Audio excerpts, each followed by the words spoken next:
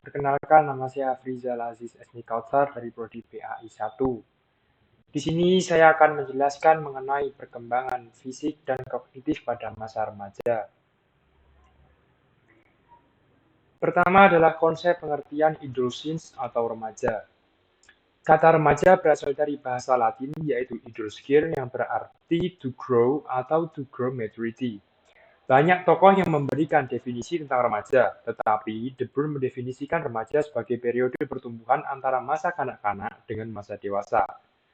Papalia dan Olds tahun 2001 tidak memberikan pengertian remaja idolescence secara eksplisit, melainkan secara implisit melalui pengertian masa remaja idolescence.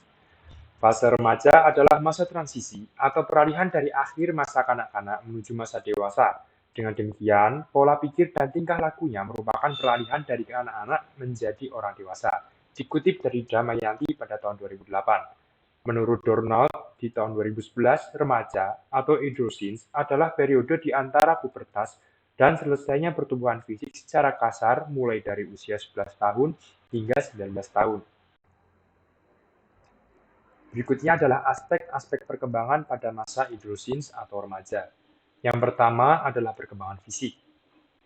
Yang dimaksud dengan perkembangan fisik adalah perubahan-perubahan pada tubuh, otak, kapasitas sensoris, dan keterampilan motorik, dikutip dari Papalia dan Olds tahun 2001. Perubahan pada tubuh ditandai dengan pertambahan tinggi dan berat badan, pertumbuhan tulang dan otot, kematangan organ seksual dan fungsi reproduksi.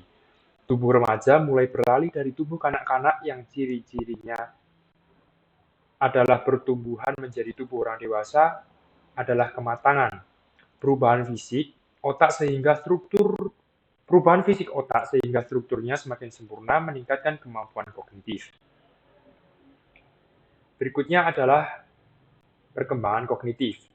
Perkembangan kognitif adalah perubahan kemampuan mental seperti belajar, memori, menalar, berpikir, dan bahasa.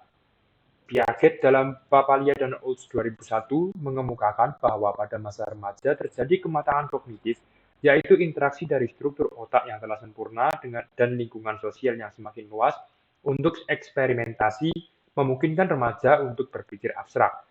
Piaget menyebut tahap perkembangan kognitif ini sebagai tahap operasi formal dalam Papalia dan Olds tahun 2001. Yang ketiga adalah perkembangan psikososial.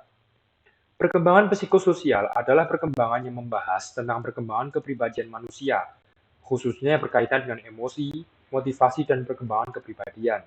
Yang dimaksud dengan perkembangan kepribadian adalah perubahan cara individu berhubungan dengan dunia dan menyatakan emosi secara unik. Sedangkan perkembangan secara sosial berarti perubahan dalam perhubungan dengan orang lain. Perkembangan kepribadian yang penting pada masa remaja adalah pencarian identitas diri. Yang dimaksud dengan pencarian identitas diri adalah proses menjadi seseorang yang unik dan peran yang penting dalam hidup.